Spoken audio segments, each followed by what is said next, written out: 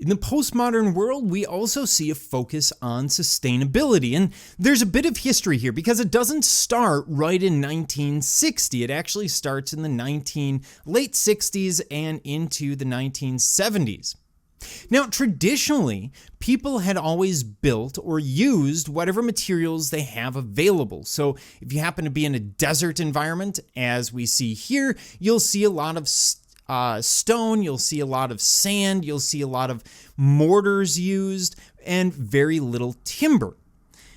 Now that changes in a global society where we can use trade to get whatever materials that we want at a reasonable cost. We also see rising environmental concerns, such as the fire on the Cuyahoga River, this is not one of the famous fires on the Cuyahoga River from the late 60s and early 70s. This is actually a much more recent. It was a spill of chemicals that caught fire, but you get the idea. A river should not burst into flames, and this would develop the American consciousness when it comes to environmental issues.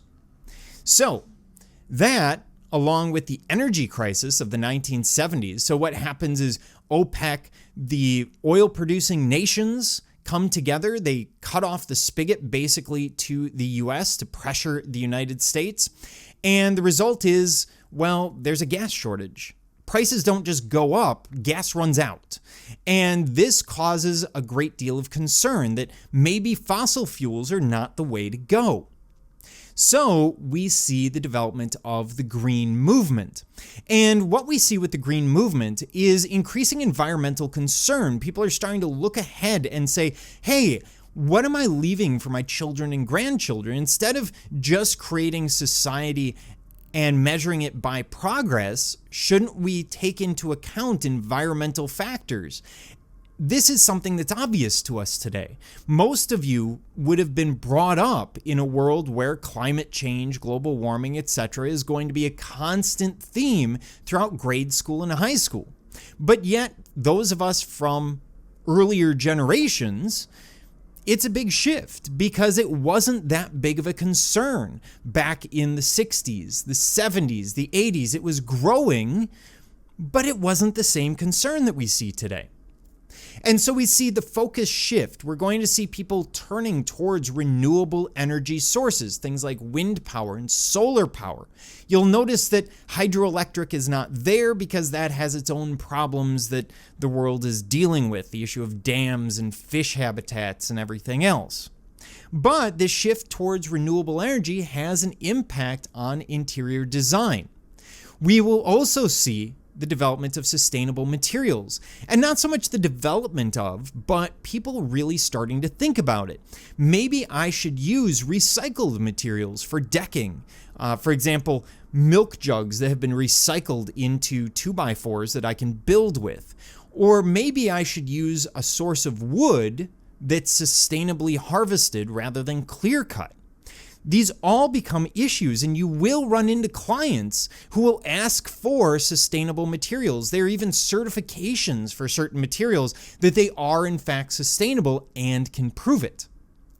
Now, it ultimately always comes down to a cost-benefit analysis. This is why we see these changes within a society where the upper classes or the upper middle classes might become more sustainable because that's what they feel is right. But if you happen to be poor or working class, you might not be as interested in sustainability because of that cost-benefit analysis. Can you actually afford to spend the extra to get the sustainable product versus just getting the product at all? So you will always see differences within the society. It's always a nuanced issue. Now, one of the things they're going to try and do is use materials wisely. And we see that, for example, here's an Earthship house. And these are very common in New Mexico, for example. And here, what they're doing is they're recycling materials. We have the use of old tires. We have a lot of insulation. We have fairly minimal use of wood, a lot of use of earth, because of course that's something that they have plenty of down in New Mexico. So they're trying to use the materials as wisely as possible. We don't want to waste things. There are no decorative elements going into this. Now, these Earthship homes are built specifically for energy efficiency. Everything gets used as efficiently as possible. So the sun comes in, it heats up the ground for this greenhouse area that you see. And then as that heat cools off a little bit and releases some of its heat in the greenhouse, it moves into the house. We'll also see the use of wind generators, and the back of the house built into a berm allows heat to build up in the earth and then radiate into the house at night, keeping it warm. So they're focusing on a lot of efficiency, and it extends to things like water and sewerage, how they're handling those various ideas. Siting and orientation will also become an increasingly important issue.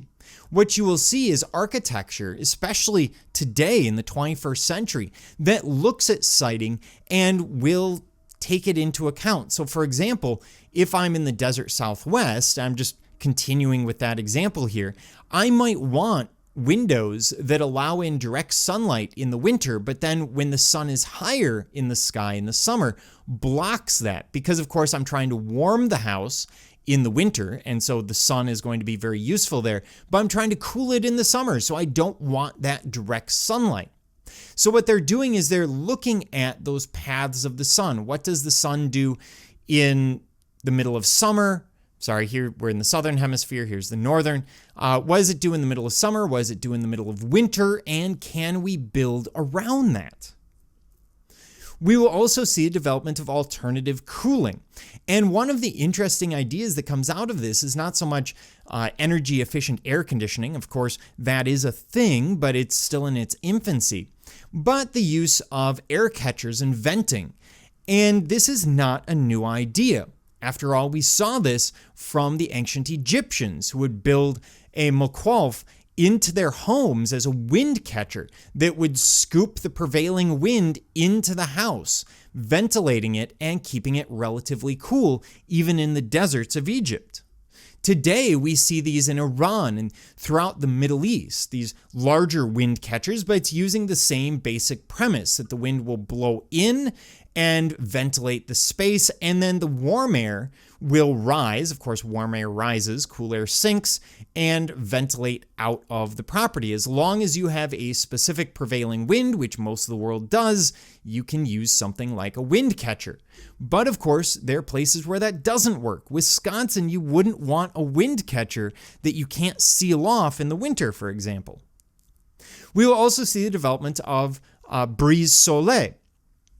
And what this is basically a sunblock. And here we're seeing the Calatrava, the Milwaukee Public Art Museum, with a great example of it. These wings that open up, and they're not trying to shade all of the sun. What they're trying to do is cut down on the amount of sun passing into this large glass structure. And what I'm going to do is pull up my pen here. So this is east over here. That's a horrible E. This is west over here. So in the morning, the sun coming in warms up the building, and it's very, very pleasant. Whereas in the afternoon, the sun can get quite hot, especially in the summer. So coming from this direction, it will hit that brise soleil, and it will be broken up so that they can passively cool the interior of the structure. We will also see the development of double envelope buildings. And these aren't always as obvious as my example, but I want to get a good illustration. The idea being that there's basically two envelopes to the house. There are going to be windows and such that open between them so that you could get fresh air potentially, but it creates ventilation space around the interior of the home. What this does is it again allows for passive heating and passive cooling depending on whether the vents are open and the alignment of the sun. In commercial structures, we're seeing this increasingly, where you might have a glass front with an outer skin. This is all, communal space. And then you have the interior space, and that allows for the same passive heating and cooling in a commercial property. And this isn't going to replace an HVAC system, but it is going to help. You might see a 10 to 15% increase in energy efficiency, which, if you're a commercial property or even a homeowner, is going to be, beneficial. Windows are going to change. We're going to see the use of double pane and triple pane windows, where you create an air barrier between the outside and the inside. Of course, heat loves to transfer through glass. Glass is a great conductor of heat, so they start to use things like reflective coatings, etc., so that the light bounces off, the UV rays, etc., the solar heating bounces off and stays inside, as in the winter, or outside in the summer. They fill it with argon, very inert gas. Oftentimes there's another window pane in the middle if you have triple pane windows, and it lets in that visible light without letting in the harmful elements. In commercial spaces, what we see oftentimes is going to be reflective glass, bouncing that sunlight off and back into the street. The advantage here is you cut down on the solar heating, especially in the summer, and you can use a special reflective coating on the inside as well that will keep in the heat, as we saw with the double and triple pane windows. So this cuts down on the energy used, the energy necessary to heat and cool.